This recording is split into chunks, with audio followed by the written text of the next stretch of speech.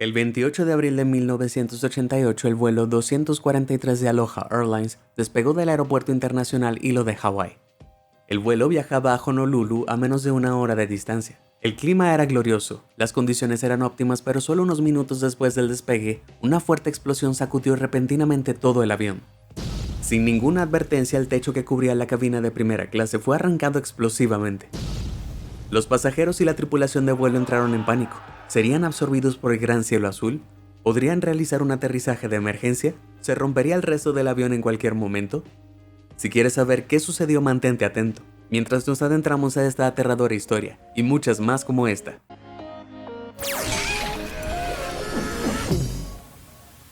A bordo del vuelo 243 en ese fatídico día, había 89 pasajeros y 6 miembros de la tripulación, incluido el capitán Robert Schorsteinman y la primera oficial Madeleine Tompkins.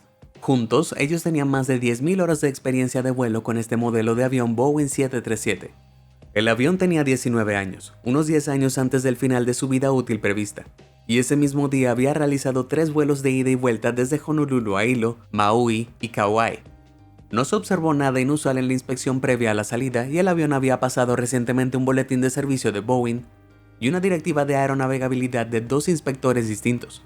Sobre el papel, el avión estaba en las mejores condiciones y listo para partir. Sin embargo, cuando una pasajera subía, miró por encima del puente de embarque y notó una grieta en el fuselaje del avión, aproximadamente a medio camino entre la puerta del avión y el capó del puente. Ella asumió que el personal debe haberlo sabido, por lo que no dijo nada al personal de tierra o tripulación. Después de que se aprobaron todos los controles previos al vuelo, el avión despegó sin incidentes. El avión comenzó su ascenso subiendo cada vez más y a los pasajeros todavía les mostraba encendidas las señales de ponerse el cinturón de seguridad. Cuando los pilotos comenzaron a nivelar el avión a unos 7.315 metros, fue entonces cuando lo escucharon. Una explosión. Una enorme y cacofónica erupción seguida por el sonido del viento. La cabeza de la primera oficial Tompkins se echó hacia atrás y vio pedazos de escombros como espuma aislante, flotando en la cabina. Fue entonces cuando los pilotos miraron hacia atrás y notaron que faltaba la parte de entrada de la cabina. Pero donde debería haber estado el techo de primera clase, todo lo que podían ver ahora era el cielo azul. En primera clase, los pasajeros se aferraban a sus asientos completamente aterrorizados. Habían sido testigos de una pequeña sección del lado izquierdo del avión que se rompió repentinamente, lo que provocó una descompresión explosiva de la cabina y vientos de 480 km por hora arrancando el techo. Ahora, los aviones tienen sistemas de aire en la cabina que controlan la presurización, el flujo de aire y la temperatura. Cuanto más alto en la atmósfera vuela un avión, menos oxígeno hay y más frío hace. Por lo que estos sistemas son fundamentales para garantizar que los pasajeros no se asfixien ni se congelen durante el vuelo. Sin embargo, cuando ocurre una descompresión explosiva, estos sistemas dejan de funcionar. Por lo que en los aviones de pasajeros las máscaras de oxígeno caen del techo. Sin embargo, en el vuelo 243, una sección de 5.5 metros del techo y los lados del avión habían sido arrancados por encima de las cabezas de los pasajeros, junto con sus máscaras de oxígeno. Afortunadamente, ellos todavía estaban atados a sus asientos, pero la tripulación de cabina que había estado parada allí tuvieron que aferrarse a todo lo que pudieron para evitar que los arrastraran. Pero alguien trágicamente no lo logró a tiempo. La asistente número 1, Clarabel Lansing, fue inmediatamente expulsada por un agujero que apareció en el lado izquierdo del avión. La asistente número 2, Michelle Honda, fue arrojada al suelo, pero logró gatear el pasillo para ver cómo estaban los pasajeros y tratar de calmarlos. Con la cabina todavía casi intacta, los pilotos se pusieron sus propias máscaras de oxígeno. Se dieron cuenta rápidamente de que todos sus controles se sentían flojos. El avión giraba a izquierda y a derecha amenazando con caer del cielo en cualquier segundo. Tompkins sintonizó su transpondedor con un código de emergencia para notificar a Honolulu que necesitaban hacer un aterrizaje de emergencia en la cercana Maui. Pero el ruido en la cabina era tan fuerte que ninguna de sus transmisiones se podía escuchar. Los pilotos no podían comunicarse con los auxiliares de vuelo, ni siquiera escucharse entre sí, por lo que recurriendo a señales con las manos comenzaron un descenso de emergencia. Sin perder tiempo, cayeron rápidamente en un punto, cayendo en picada a más de 1.250 metros por minuto. La velocidad de descenso ideal en aviones de pasajeros que viajan por encima de los 3.050 metros es de alrededor de 915 metros por minuto, para evitar una caída pronunciada o incontrolable. Pero considerando la situación ya incontrolable del vuelo 243, solo necesitaban llegar al suelo lo más rápido posible. Finalmente, cuando cayeron por debajo de los 4.270 metros, Tompkins pudo alcanzar el canal de emergencia de Maui y solicitó un aterrizaje de emergencia, junto con equipo médico para lo que supuso sería un gran número de víctimas y muertes. Maui comenzó los preparativos en el aeropuerto de Kahului, ya que los pasajeros de primera clase comenzaron a asfixiarse por la falta de oxígeno. Cuando llegaron a los menos 3.050 metros, el capitán redujo la velocidad de la aeronave de acuerdo con las limitaciones de velocidad del control del tráfico aéreo. A esta altura al menos podían respirar y comenzaron a girar gradualmente el avión hacia la pista. Cuando redujo la velocidad a 170 nudos, alrededor de 310 km por hora, notó que el avión respondía menos. Para aterrizar necesitaba ir a 130 nudos, alrededor de 240 km por hora más lento, pero él no tenía opción, o disminuía la velocidad y perdía el control del avión en el aire, o llegaba a la pista y corría el riesgo de estrellarse en un aterrizaje súper rápido, a unos vertiginosos 170 nudos. Ordenó a Tompkins que bajara el tren de aterrizaje. La luz del tren principal parpadeó en verde, pero una luz de extensión no estaba verde, el tren delantero no bajaba. Anularon manualmente la computadora para dejarlo caer, pero la luz se negó a iluminarse. Lo intentaron una vez más y bajaron la manija de anulación, pero la luz aún no encendía. Por lo general podrían verificar si había caído a través de un visor, pero estaba bloqueado, y en lugar de perder el tiempo tratando de despejarlo, el capitán insistió en aterrizar el avión de inmediato. Si estaba equivocado y el tren de aterrizaje delantero no estaba realmente abajo, iban a golpear el asfalto a casi 320.000 km por hora, sin nada para estabilizar la parte delantera del avión. Sería un accidente garantizado. No tuvieron más remedio que rezar. Afortunadamente esas luces indicadoras resultaron no funcionar correctamente. De hecho, el tren de aterrizaje había bajado y 13 minutos después de la explosiva descompresión, el capitán y Tompkins salieron a la pista y aterrizaron con éxito. Lo que recibieron los servicios de emergencia en el aeropuerto de Kahului hizo que todos se quedaran boquiabiertos. El avión había sido desgarrado como una lata de sardinas. De los 89 pasajeros y la tripulación, 65 resultaron heridos, 8 de gravedad y 1, Clarabelle Lansing, de muerte. El avión sufrió daños irreparables. Ahora, la última vez que revisé aviones de pasajeros como este no estaban destinados a convertirse en convertibles. Entonces, ¿cómo pudo pasar esto? Por lo general, la piel del fuselaje de un avión tiene un grosor de alrededor de 2.5 milímetros, lo que es aproximadamente el mismo grosor que 2 tarjetas de crédito. Está compuesto por láminas de metal que en los Boeing 737 formaban paneles de unos 4 metros de largo y 2 metros de ancho. Para unirlos se perforan agujeros en los bordes y se unen mediante una serie de remaches. Obviamente, la superficie es más débil en estas juntas superpuestas, que es donde los investigadores comenzaron a sospechar que había aparecido el orificio original. Luego entrevistaron a la pasajera que afirmó que había visto una grieta en el fuselaje antes del despegue. El área que señaló era exactamente la misma área que los investigadores creían que fue donde el agujero original apareció, antes que los fuertes vientos arrancaran el resto del techo.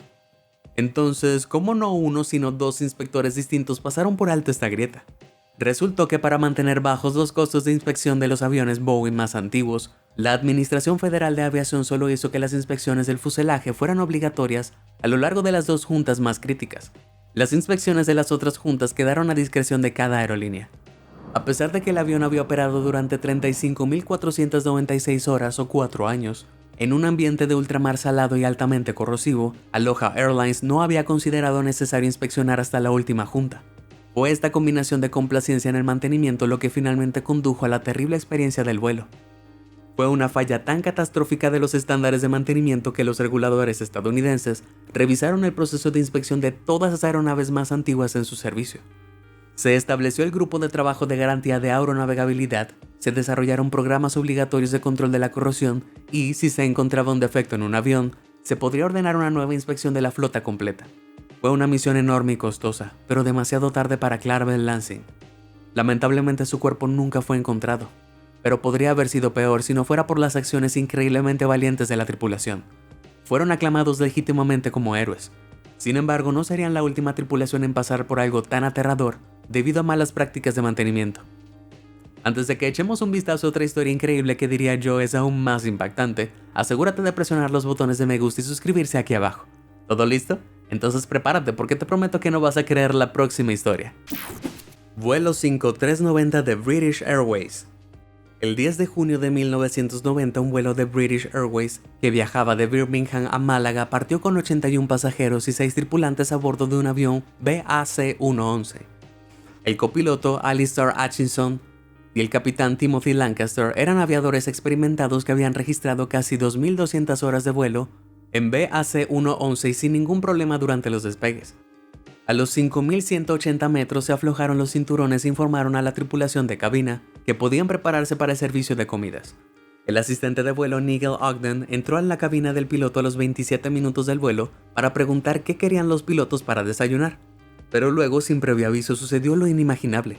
2 de los paneles de parabrisas del lado izquierdo de la cabina explotaron repentinamente, y una descompresión sacudió el avión. Todos los objetos sueltos que no estaban amarrados salieron a toda velocidad a través de la cabina, incluido el capitán Lancaster. Su cuerpo fue horriblemente succionado fuera del avión de cabeza, pero sus pies quedaron atrapados en la columna del control. La explosión también arrancó la puerta de la cabina de sus bisagras y la estrelló contra la consola central, bloqueando los instrumentos esenciales. Debido a que los pies del capitán habían arrastrado la columna de control hacia adelante, el piloto automático del avión se desconectó y el avión cayó en picada. Sin un segundo que perder, el asistente de vuelo, Ogden, saltó hacia adelante y agarró la cintura del capitán, justo a tiempo para evitar que fuera al lado del todo. A medida que la presión se equilibraba, el viento comenzó a rugir de nuevo, provocando un tornado de escombros en la cabina del piloto e inmovilizando al capitán Lancaster contra la parte superior del fuselaje. Ogden se aferró al capitán para salvar su vida, pero el copiloto Atchison no podía alcanzar los controles esenciales. Mientras el avión caía, enviaba llamadas de emergencia, pero por encima del viento rugiente, no sabía si los controladores lo habían escuchado. El avión comenzó a caer en picada a través de algunos de los espacios aéreos más transitados del país. 2 asistentes de vuelo más se abrieron paso hasta la cabina, agarraron al capitán y golpearon la puerta para desbloquear los sistemas esenciales. En este punto, Ogden sufría de alta falta de oxígeno, congelación por los vientos helados de 560 km por hora y sentía que sus brazos estaban a punto de ser arrancados. Incapaces de sujetar al capitán por más tiempo, los otros 2 asistentes lo agarraron por los pies. Mientras lo hacían, el copiloto recuperó el control del avión y lo enderezó para hacer un descenso más lento. El cuerpo del capitán Lancaster comenzó a deslizarse hacia la izquierda del avión, dejando su rostro pegado a la ventana. Dentro de la cabina los corazones de todos se hundieron. No parecía que lo hubiera logrado. Contemplaron brevemente dejar ir su cuerpo, pero Ogden rechazó la idea de inmediato por principios. También existía la posibilidad de que fuera absorbido por uno de los motores, lo que podría hacer que todo el avión se cayera. Entonces Atchison comenzó la nada envidiable tarea de descender un avión de 2 pilotos él solo. Sus gráficos y listas de verificación también habían desaparecido de la cabina. No podría ser peor. Logró ponerse en contacto con el control de tráfico aéreo que lo dirigió al aeropuerto de Southampton, un aeropuerto con el que no estaba familiarizado en absoluto. Confiando solo en el controlador sin sus gráficos, listas de verificación ni capitán, guió el avión hacia abajo y de alguna manera hizo un aterrizaje de emergencia seguro. Los 81 pasajeros, habiendo visto sus vidas pasar ante sus ojos, desembarcaron sin que se reportara una sola herida. Aunque no fue una historia tan feliz para el capitán Lancaster, había sido golpeado contra el exterior del avión a temperaturas tan bajas como menos 18.5 grados Celsius, durante 20 minutos. No había ninguna esperanza de que sobreviviera, y sin embargo, cuando los paramédicos tomaron el cuerpo, abrió los ojos. Él estaba vivo. A pesar de su terrible experiencia, sufrió poco más que congelación, algunos hematomas y un par de fracturas menores. Después de una leve estadía en el hospital, regresó al servicio solo 5 meses después. En una palabra, fue un milagro. Ahora, no soy un experto en aviación, pero estoy bastante seguro de que los parabrisas de los aviones a reacción no están destinados a salirse de esa manera. Entonces, ¿qué rayos pasó? Pues bien, una extensa investigación descubrió que unos días antes del fatídico vuelo, el avión había sido sometido a un servicio de rutina. En una lista de cosas que arreglar, necesitaba un nuevo parabrisas lateral para el capitán.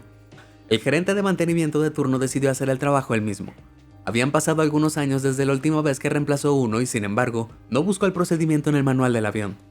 Después de quitar los 90 pernos que sujetan el parabrisas, notó que estaban un poco corridos, por lo que decidió reemplazarlos también. Sin embargo, los reemplazos que utilizó eran demasiado pequeños, solo por 0.066 centímetros, pero lo suficiente como para causar un problema, como pronto se daría cuenta. Sin revisar el trabajo, el avión se volvió a poner en servicio para su próximo viaje, el vuelo 5390. Una vez en el cielo, la presión sacó los delgados pernos de sus agujeros, haciendo estallar los parabrisas reemplazados y casi costándole la vida al capitán. Fue un incidente que surgió de una cultura de mantenimiento de aeronaves de hacer el trabajo a tiempo, que se basa en decisiones de juicio rápidas y no tomaba en cuenta las violaciones básicas de seguridad. Como resultado de los hallazgos de la investigación, se realizaron cambios radicales en la forma en que trabajaban los ingenieros de mantenimiento de British Airways. A los gerentes de turno ya no se les permitía autocertificar su propio trabajo. Los ingenieros debían recibir reentrenamiento periódico y todos debían recertificar sus calificaciones cada pocos años.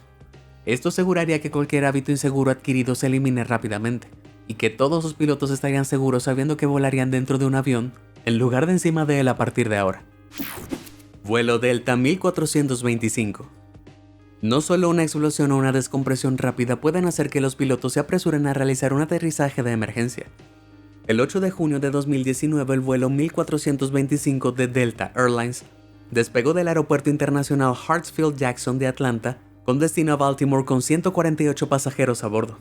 El viaje de 1 hora y media se realizaba a diario en el avión de McDonnell Douglas MD-88 de Delta, generalmente sin incidentes, pero no hoy. Poco después del despegue, varios pasajeros escucharon un fuerte estruendo. Al principio pensaron que podría ser una turbulencia, pero luego empezaron a sentir un olor extraño. Era humo, no del tipo que desprende un cigarrillo, sino del tipo fuerte y aterrador de metal quemado, y fue llenando lentamente la cabina. Los auxiliares del vuelo trabajaron rápidamente para mantener a todos los pasajeros tranquilos e informaron al capitán. Fue entonces cuando el avión desaceleró repentinamente y comenzó a calentarse, y la circulación de aire se cortó. En ese momento el pasajero Lowan Webb miró por la ventana y vio esto. ¿Sabes qué es esa cosa que baila peligrosamente cerca del motor? Es el cono de la punta del motor. De alguna manera en pleno vuelo se desprendió del eje central del motor del avión y traqueteaba contra las aspas del ventilador. Y ese centro expuesto y al rojo vivo tampoco se ve muy bien. Se les dijo a los pasajeros que se prepararan para un aterrizaje de emergencia. Y milagrosamente el avión aterrizó de forma segura en Raleigh, California del Norte. Ningún pasajero ni nadie de la tripulación resultó herido y todos fueron trasladados de forma segura a otro vuelo.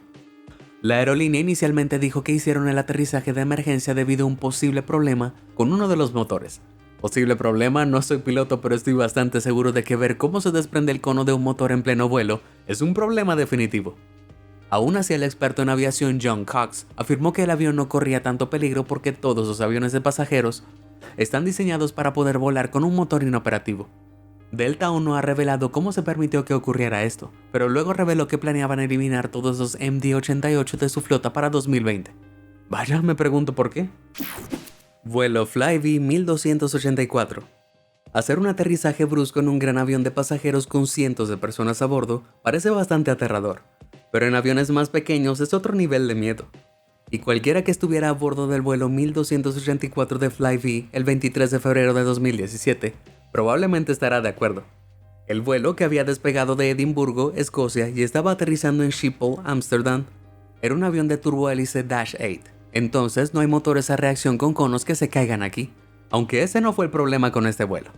Después de un retraso de 90 minutos en el despegue debido al mal tiempo, el avión y sus 59 pasajeros y 6 tripulantes finalmente tenían a la vista la pista de aterrizaje, pero resultó ser un viaje lleno de baches.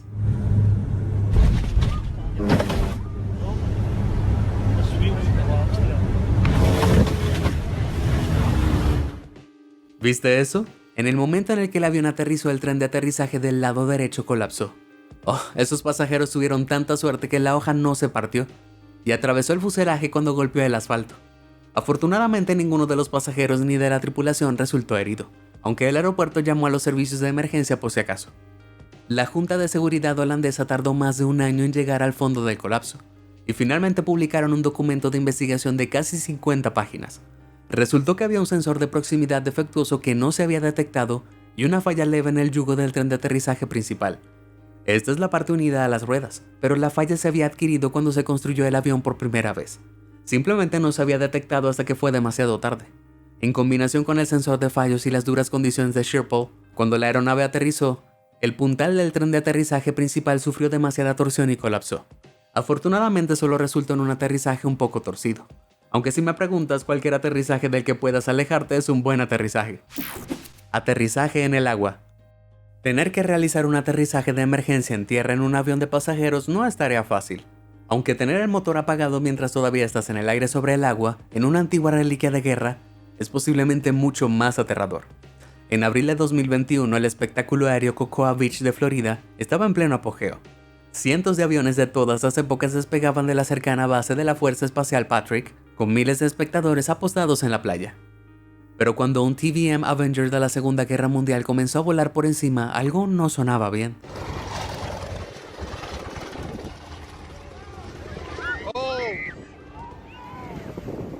El avión monomotor sufrió una repentina función mecánica en su único motor, lo que lo obligó a aterrizar en el agua. Milagrosamente, nadie que remaba en el agua resultó herido y afortunadamente, aterrizar en aguas poco profundas significó que el piloto no corría riesgo de ahogarse. Salieron bien, pero el avión no tuvo tanta suerte. Fue retirado de la playa y remolcado de regreso a la base durante, lo que los expertos estiman, años de reparaciones. Mejor el avión que el piloto si me preguntas. Aterrizaje ilícito. Ahora bien, no son solo las fallas mecánicas las que pueden obligar a los aviones a realizar aterrizajes de emergencia. En julio de 2020, un grupo de chicos viajaba por Poliuc, en el estado mexicano de Quintana Roo, cuando escucharon algo extraño sobre ellos.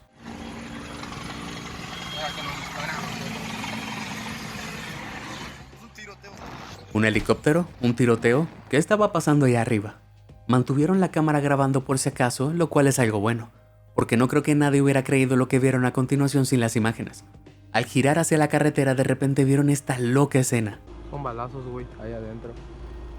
Son balazos, güey. Delante de ellos, en medio de la carretera, había un avión privado en llamas. Según informes del lugar, el helicóptero de antes había estado disparando contra el avión que se sospechaba que transportaba estupefacientes. Fue esto lo que obligó a realizar un aterrizaje de emergencia. Una vez que aterrizó en la carretera, los ocupantes del avión prendieron fuego al avión multimillonario antes de subirse a una camioneta cercana y huir.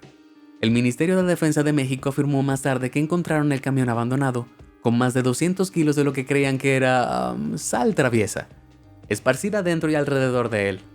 Eso es alrededor de 60,000 millones de dólares en material. Vaya, estos chicos deben haber tenido mucha prisa para dejar todo esto atrás. Pero ¿por qué prenderían fuego al avión? ¿Estaban tratando de hacer que pareciera que se habían estrellado? ¿Quizás quemar alguna evidencia? ¿Qué piensas? Házmelo saber abajo en los comentarios. Avión pequeño, gran autopista.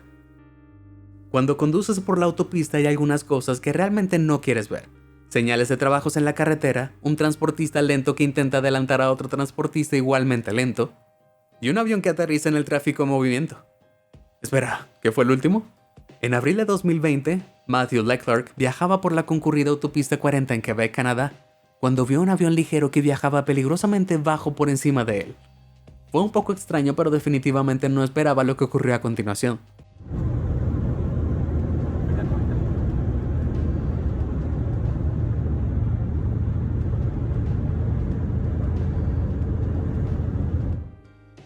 Sí, sin previo aviso el avión cayó y aterrizó en medio del tráfico en movimiento. ¿Este piloto había olvidado sus lentes y había confundido la carretera con la pista de aterrizaje?